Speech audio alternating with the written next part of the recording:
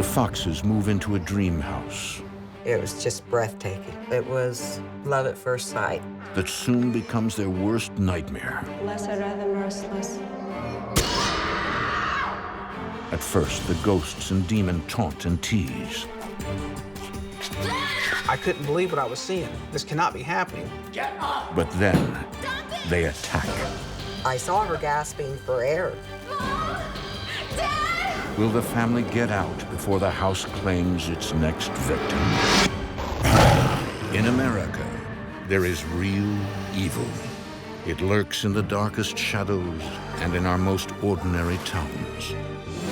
Between the worlds we see and the things we fear, there are doors. When they are opened, nightmares become reality.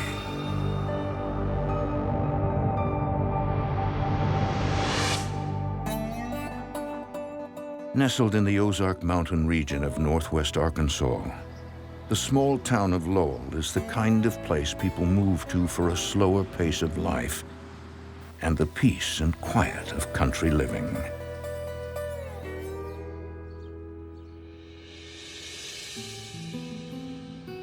It's the summer of 1983, and the Fox family is about to meet their new home. When we first pulled up to the driveway, it was just breathtaking. It was like Gone with the Wind, Arkansas style. We had been living in Iowa, and jobs were so scarce. It's like we had finally made it, you know? Dad and Mom's hard work was paying off. Awesome! The house has plenty of room for the family. Father Jesse, Mother Carol, and their two children, Mary and Wesley.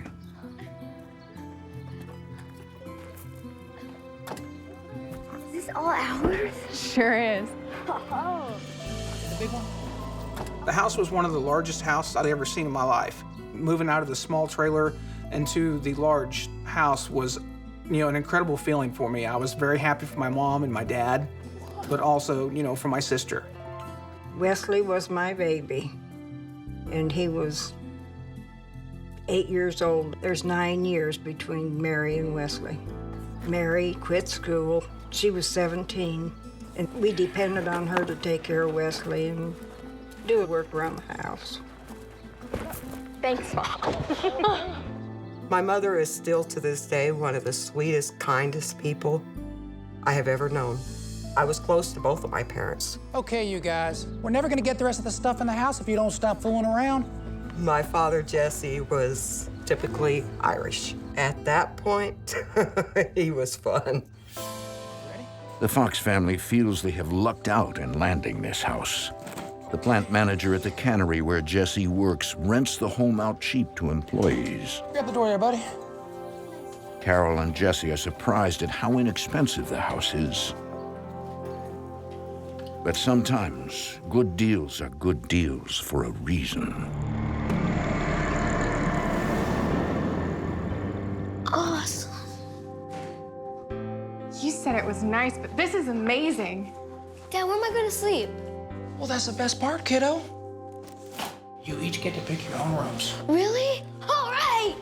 Wesley, I'm older than you, so I get the biggest room. Mary instantly falls in love with the house. It was just everywhere you looked, it was another wonder. Wow, we're gonna be living here? And then Mary discovers the attic.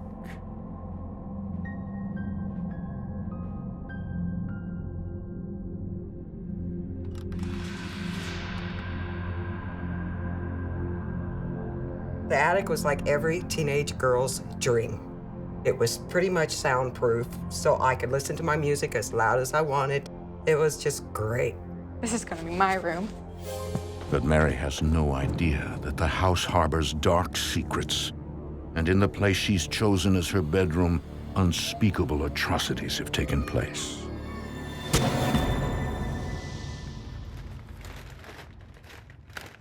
Later that afternoon, Mary unpacks boxes and watches her little brother while her parents are at work. I started off with the kitchen stuff because, you know, a couple hours I was gonna have to find Wes something to eat and needed dishes. My parents worked a lot. My relationship with Wes, I was his substitute mom. I was protective of him. And especially if mom and dad were gone, it was like, he's mine now. He's mine to watch over and to protect.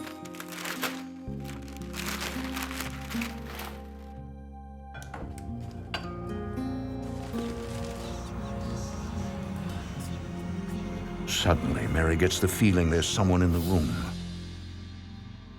I had a sensation like somebody was really close.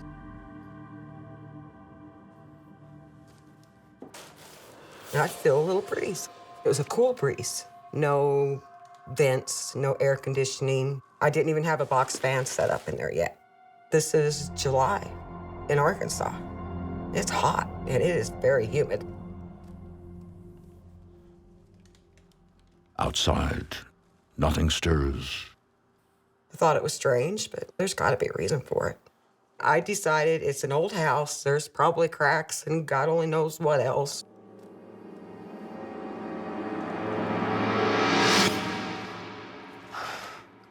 Can I go for a bike ride? Sure. Just be back by noon. Okay.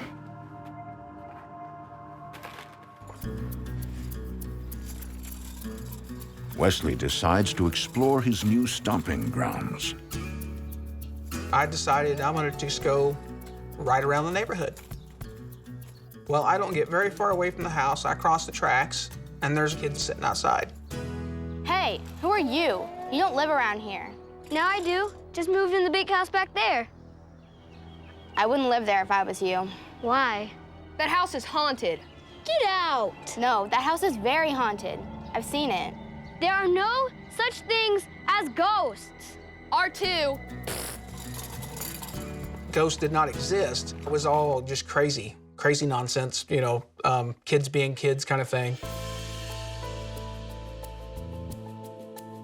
A few days later, the house is mostly unpacked, and the Fox family is ready to entertain. Dad decided he was going to have barbecue on a day off. It was a lot to celebrate. It was beautiful. Of course, it was hot, but we had the barbecue. I'm gonna get you. No, you're not. One of the people that came over was my niece, Christy. She was closer to my age, so we were pretty, good playmates. Hey, you wanna go in the basement? No, it looks creepy. What are you, scared? No. Then come on. The basement was a huge play area, especially for an 8-year-old boy. I thought that was gonna be the perfect place to go play hide and go seek, because you could go into almost any room, and it's gonna take a while for someone to find you.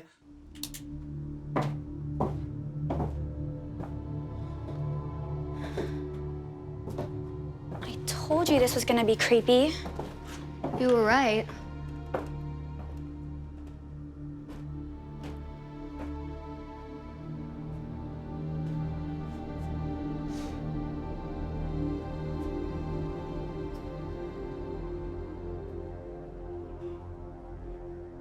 Wonder what's in here. Open it. Whoa. The thing is really creepy. Yeah. Hey, did you hear something? I'm not scared, Wesley Fox. No, shh. What? Over there.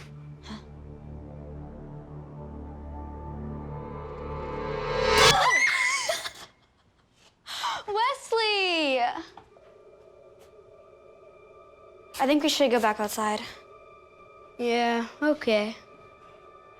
Hey, look at these old shoes. Whoa. We noticed a pair of old-fashioned shoes. The shoes didn't look like anything other than just a pair of old shoes. They must have been left behind by the people who used to live here. I don't know, I'd never seen them before. You haven't?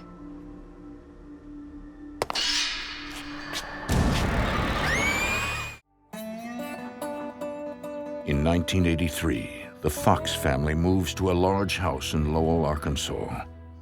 For 17-year-old Mary, their new home is a dream come true. When I first pulled up the house, it was love at first sight. It was like a plantation. But within hours of moving in, Mary senses an unknown presence. Hey! At the same time, Live around Her 8-year-old brother Wesley hears the local rumor about the house. I wouldn't live there if I was you. Why? That house is haunted. Get out! I'm gonna get you! A few days later, the Fox family invites friends and family to a housewarming barbecue. Wesley dares his niece Christy to explore one of the spookiest places in the house, the basement. Hey, look at these old shoes. When I saw the shoes moving, I couldn't believe what I was seeing. This cannot be happening. This can't be real. We took off running up the stairs. We didn't know what it was, but it scared us. Mom! Dad! Mom! They moved! They moved! There were shoes in the basement, and they walked with no one in them. In the basement. Wesley, I told you no running on the stairs. We tried to tell Mom exactly about the shoes moving, how it happened, but she was angry because we were running up the stairs. Haunted! They told us that those shoes had moved, and how could they move on their own? So we thought it was in their imagination. But they did, really! Wesley looked like he had just seen the devil himself. Christy, too. Okay, our house is haunted, just like the kids down the street told me. It's haunted! All right, Wesley, no more tall tales. Y'all go play. Kids, huh? Oh, boy. We knew she wasn't gonna believe us. It ran through my mind that, you know, the neighborhood kids were right. This house is haunted. And the neighborhood kids are not the only ones with suspicions. I guess the rumors are true. Think they know about the stories? The murders?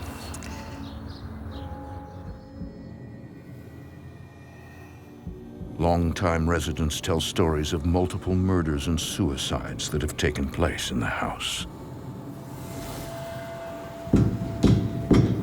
One rumor is about a mean-spirited philanderer who lived in the house in the 1930s with his wife and mistress. When I say I expect dinner on the table, I expect it. You think I'm made out of money? That we can go out all the time? Your job is in the kitchen, and if you don't like it... Then one day, one of them snapped. The roadhouse where I found you.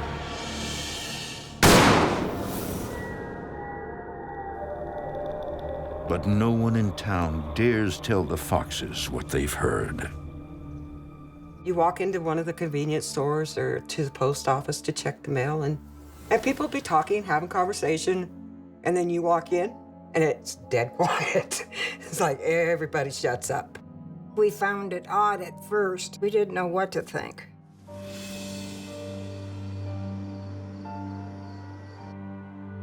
Several weeks after moving into the house, Mary is up late watching a movie.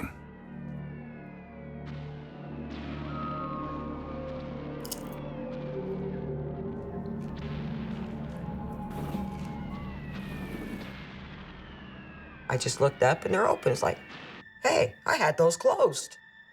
I thought it was the wind. There's lots of big windows, and we had those windows open almost all the time.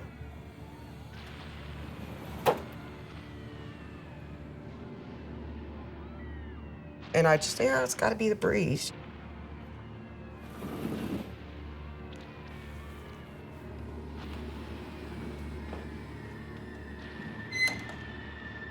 Well, I got up and closed them again. And then I locked one of them. They had the little old-fashioned locks. If you lock the last door, then that lock is supposed to keep the first door from being able to open.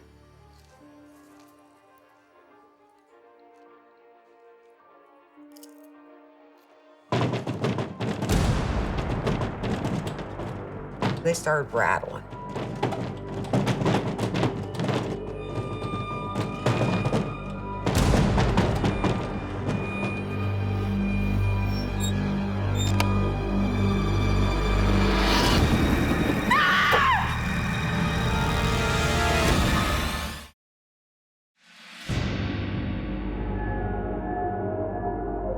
Within days of moving in, Mary Fox and her younger brother Wesley know that something is wrong, terribly wrong, with their family's new house in Lowell, Arkansas.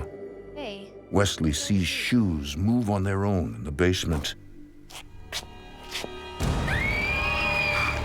while Mary senses they are not alone in the house. It felt like you were intruding.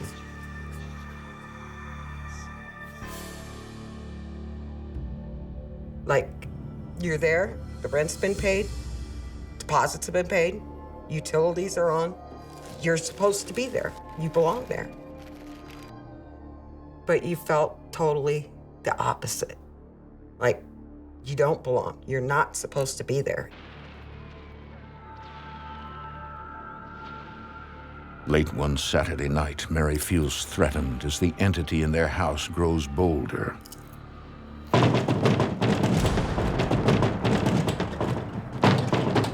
The rattling started. It was like somebody was on the other side of these doors, and I know there's no one on the other side.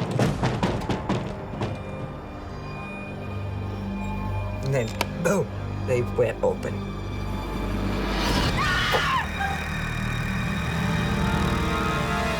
I jumped up and I ran.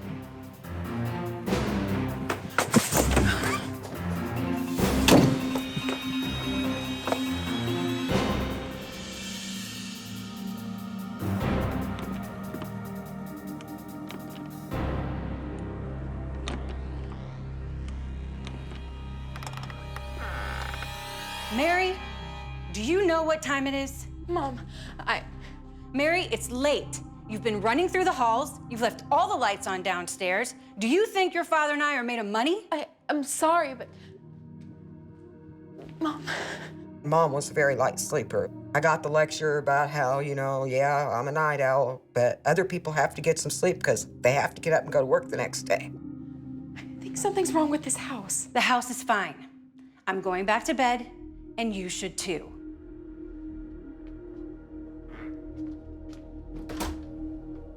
Mom didn't believe. Now I'm getting mad at this point. And I was like, yeah, some real strange things are going on in this house. Too bad the parents are too blind to see it.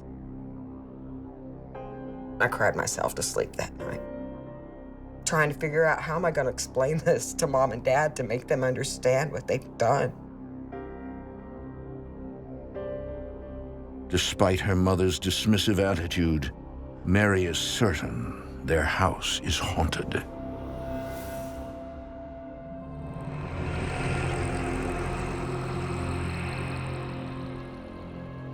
And the bumps in the night continue.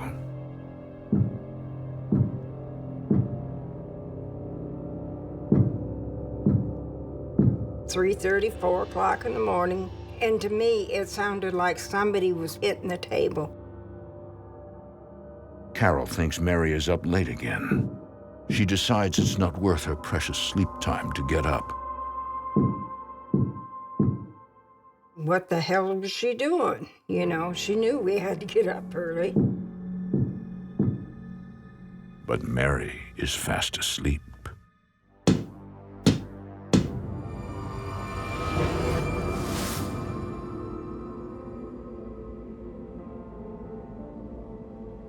In the weeks that follow, Carol continues to hear strange noises at night, and her relationship with her daughter grows more strained. Mary, I'm tired. I work 10 hours a day. Before we moved, me and my mom were pretty close. But by the time we started talking about what was actually going on, Mom and I fought like cats and dogs. We argued day after day. I was always accusing her of making so much noise, and she knew that we had to get up early. I don't understand why you can't respect me. I have plenty of respect for you. You don't show it at all. And I come home and you're running around the house and then you're hiding in your room. You're so distant. Got it, Mom. Got it? Mary, you're not listening to me. Why? I've heard it all before. You're hearing noises at night, somebody's making a racket, and as usual, you blame me. But why can't you see there's something wrong with this house, Mom? Mary? There's something else here with us, a ghost or something. Mary, you're on my last nerve.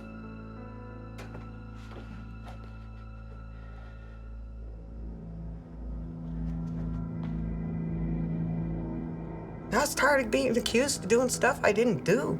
They're supposed to be doing the protecting, but they refused to see.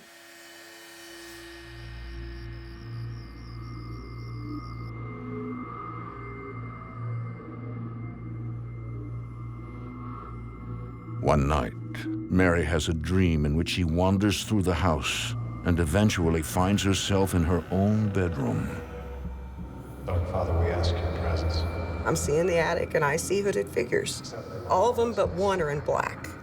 And there's one that's in a red, bright red. Except it's blood. No one appears to notice her, but it's as if the house is trying to let her in on a secret. We present this to you. We present this to you.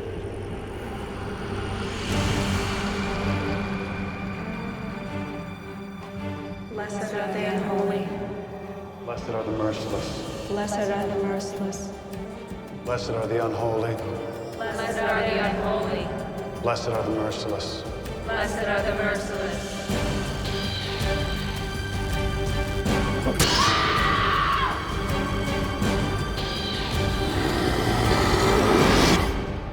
For more haunting, visit destinationamerica.com. Ever since they moved into their Lowell, Arkansas home, the Fox children have felt the presence of ghosts. One rumor around town is that the property is haunted by the spirit of an old man murdered in the house in the 1930s. But the Foxes are about to find out he's not the only dark entity to walk these halls. In the summer of 1983, 17-year-old Mary has a horrifying nightmare that something awful took place in her attic bedroom. Father, we ask your presence. I went to sleep and I'm seeing the attic and I see hooded figures. Except it's blood. At first, no one appears to notice Mary's presence. Blessed are the merciless. Blessed are the merciless. When suddenly, And the man in the red, most evil eyes I've ever seen in my life.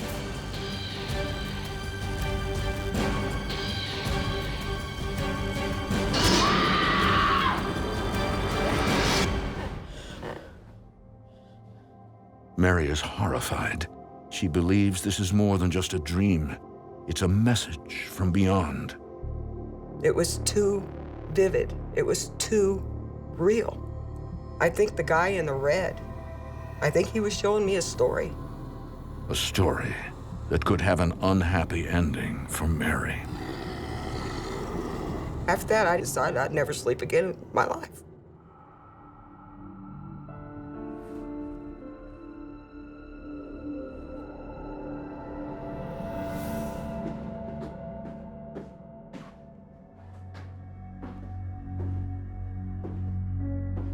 Not long after, Mary is suddenly overwhelmed with a profound sadness she cannot explain.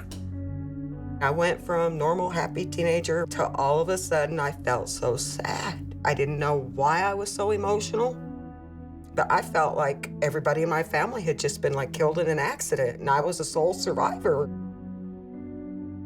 There's really something going on here. You know, I'm not imagining the god-awful feelings I would get when I would be in that house by myself.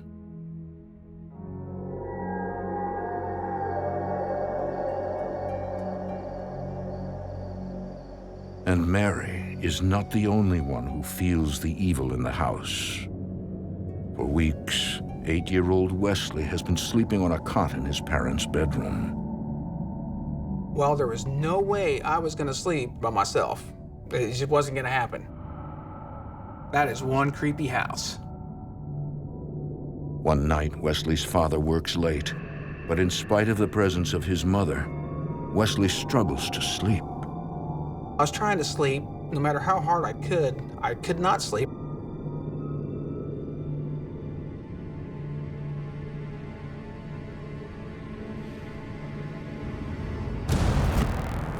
And suddenly, there it was. There was a dark, cloaked figure. And I could see its face, but it was just really scaly and green. It almost reminded me of almost like a lizard-type face.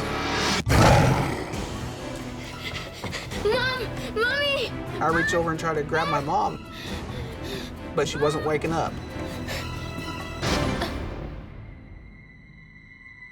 Then, suddenly it was gone.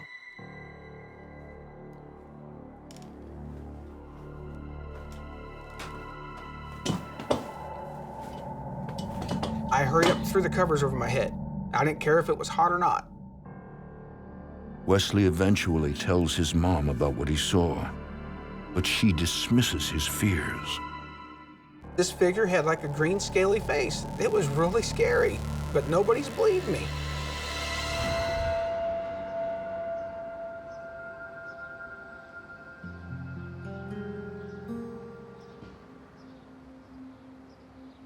At this point, I was very frustrated and very angry. So I knew there was only one thing to do. I knew I needed to tell my sister. The two exchange ghost stories. You guys sing them too? Yeah. Mary tells Wesley about her nightmare. And Wesley describes the demon he saw in his room. And then Mary, she looks at me, and I could see it in her eyes that just maybe I have this glimmer of hope that someone's starting to believe me. Something doesn't want us here. We have to tell Mom. She's not gonna believe us. I didn't know what to think. I knew I did not want to live there at this point. I wanted out. That boy was terrified. But despite their mutual encounters, Mary can't imagine ever moving out of her dream house. We're living in a haunted house. That scared me, because I still loved that house. My biggest fear at that time was that something bad was going to happen to Wesley. But Mary's fears are misplaced. She is the one in immediate danger. The ghosts are not quite finished with her yet.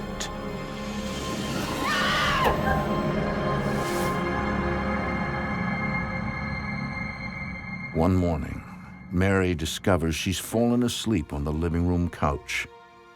No.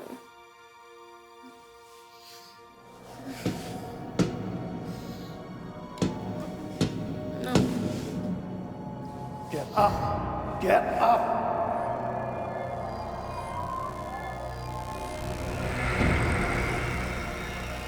Get up!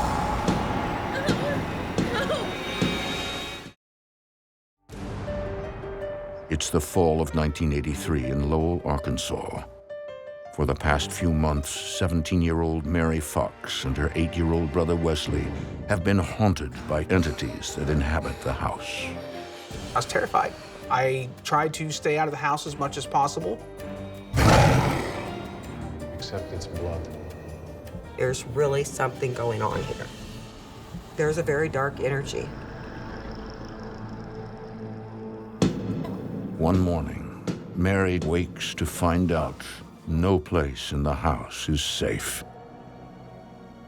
I thought I was seeing things, or maybe I wasn't quite awake like I thought. I put my head down to go back to sleep. Get up! Next thing I know, that man is like right there in front of me, and he's got that cane. Get up! Oh, no, stop it! No! Stop!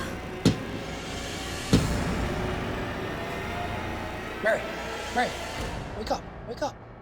Mary, you're dreaming, honey. Who are you talking to? I look up at her, and there's an old man standing right beside her. But she doesn't see it. Were you sleeping here all night? I wanted to ask her, Mom, do you see that? Mary. But the words wouldn't come. I'd open my mouth and nothing would come out. Listen, I'm late for work. I'll see you later, okay? You got her? Yeah, got her. Hey, why don't we straighten this up and get some breakfast, okay? Come on.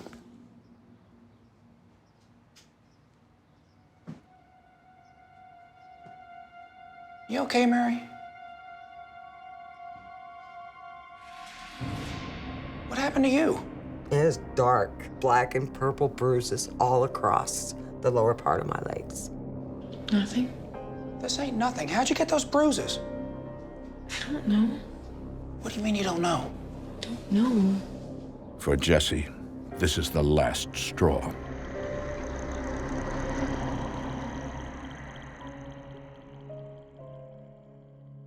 Finally, everyone in the Fox family is ready to face what's been going on in the house.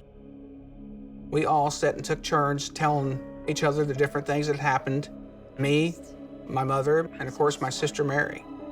It turns out, for quite some time, their mom, Carol, has been keeping a secret. She's been sensing things, too. Jesse, I am not crazy. I heard voices in the hall. Angry voices. I heard the voices. I knew something was wrong with the house. I mean, all the times that you guys were trying to tell me something. It scared the hell out of her. You could see that in her eyes when she started talking about it. She was just as scared as we were. We were extremely scared and didn't know what to do or how to approach it. Jesse is the only one who doesn't believe anything paranormal is going on in the house. But for the first time, he can see his family is in distress. I feel like I let you guys down. I've been working so much. I didn't know it was this bad. I think my father was finally realizing that maybe we're not crazy after all. Maybe there really is something going on that is paranormal here. All right. I think it's time that we talk to someone at the church. Maybe they can help.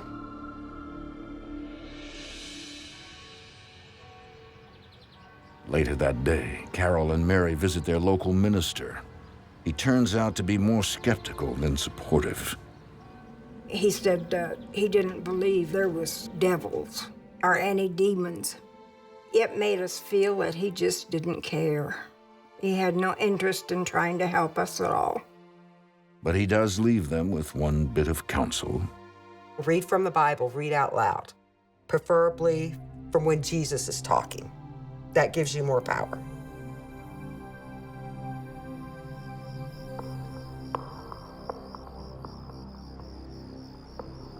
Again, the devil taketh him into an exceeding high mountain. That night, Jesse decides to take the minister's advice and fight back.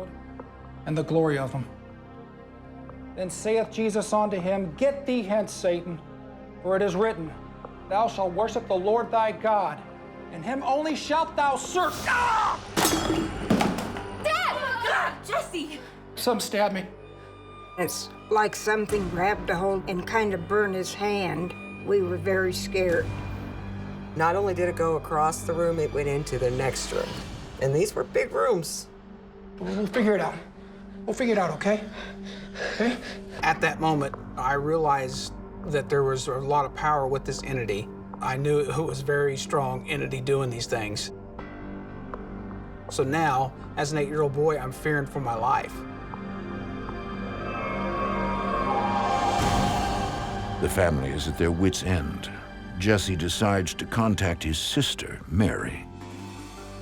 Aunt Mary is a deep believer in the supernatural and thought by many to have psychic gifts. My aunt was what we call an empath, where she could feel things a lot more than what normal people can. Aunt Mary would tell us that if she walked into a house and if there was something in that house, she would know. Aunt Mary! Oh, hi! My goodness, you've gotten so big. Look at you. Aunt Mary was the only person we thought of that maybe could give us some answers.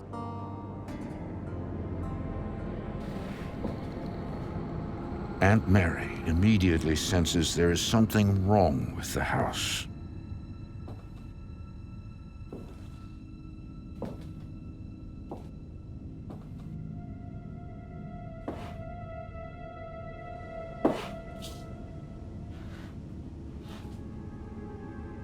What's up here? The attic. My bedroom. Show me.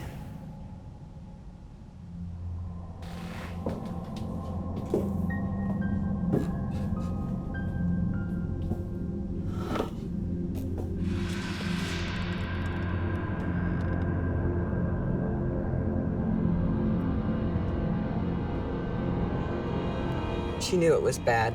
She knew that the attic was evil.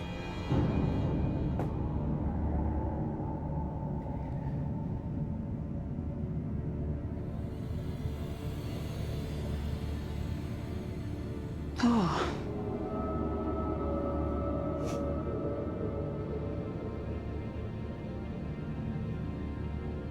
Help me.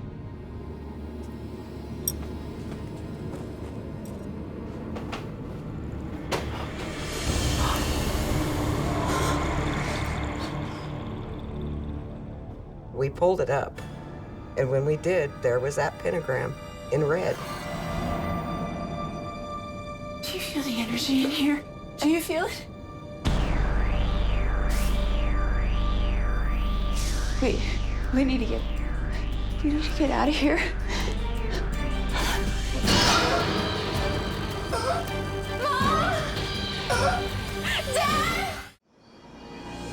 It's the fall of 1983. For the past few months, the Fox family has endured the torments of dark entities in their Lowell, Arkansas home. Shalt thou serve?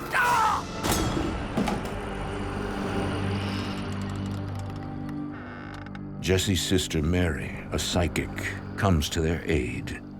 Help me. Immediately, she senses the evil in her niece's bedroom when they uncover a pentagram, a sign of the devil. I didn't know it was there, and I did not feel its evil. That scared me too. It was terrifying, confusing, because the attic was my sanctuary. We need to get out of here. And Mary? And Mary? I saw her gasping for air. Mom! Dad! She was being attacked. Whatever is in that attic did not want her there. What's going on? What's going on? Is everything okay? No. What is that? There's something evil in this house. It's a pentagram. She thought it was connected to some type of a coven. She thought it was devil worshippers. And she thought that probably it was connected to the dreams and what I had seen in the dreams. Aunt Mary believes that satanic rituals in the house conjured the demon, which may have trapped the spirit of the man who was murdered in the house. But that's not all. Aunt Mary warns that young Mary is in danger. And I think it's after Mary. Me? The demon is now trying to possess her.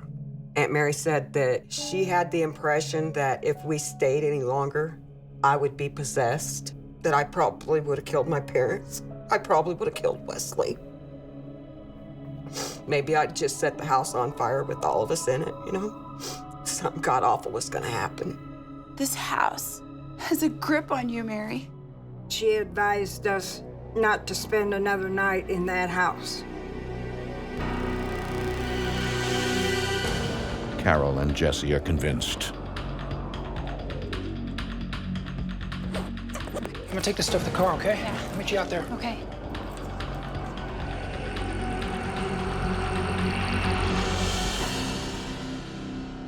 But shockingly, Mary is not ready to go. She is suddenly overcome with an inexplicable calm, as if something is holding her back. I was the only one that wasn't scared anymore. I didn't want to leave. I don't really know why. I wasn't worried about Wes. I wasn't worried about me. Mary, what are you doing? You need to pack.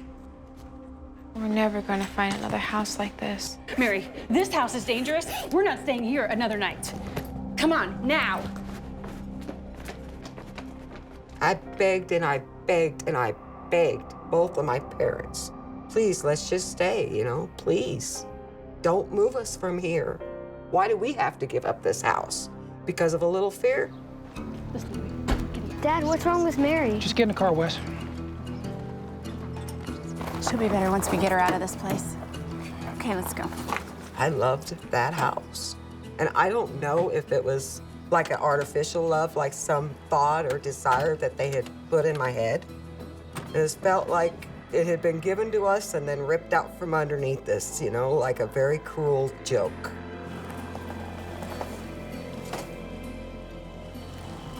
I think someone was playing with my head. It had to have been a demon sucking the life out of me. Maybe my will to live, because honestly, I don't think I really cared if we made it out alive. For the next several weeks, unable to rent another home right away, the Foxes split up, living with nearby relatives. They would never step foot in the house again. In 1985, 2 years after the Foxes fled, it was torn down. Years later, Mary Fox, her aunt, and her grown brother Wesley, now a paranormal investigator, researched the history of the home. Several locals spoke of a coven that once met at the house. There was a lot of rumors that there was devil worshiping done on that property. Further research confirms that there was a man with a cane who was killed in the house.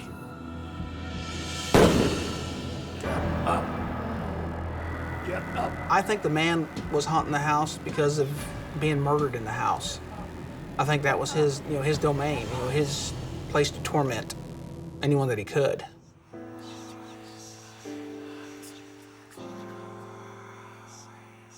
I have never gotten over this experience completely, because there's times when I'll still dream about it. A lot of people don't believe in it. If they ever have an experience with it, they will change their mind. Today, I'm so much into the paranormal. I do ghost tours. I write books. I do everything, and it's all paranormal, paranormal, paranormal. So to me, this house has shaped my life. To be tortured by something that you can't see, but you know it's there. It's worse when it's over, because then you got time to sit and think of all the things that could have happened. In spite of the terror she encountered there, Mary longs for her house and the attic bedroom. I still loved that house. My favorite book's Gone with the Wind, and this was like our Terra. To this day, if I win the lottery, I'm gonna build a house just like it.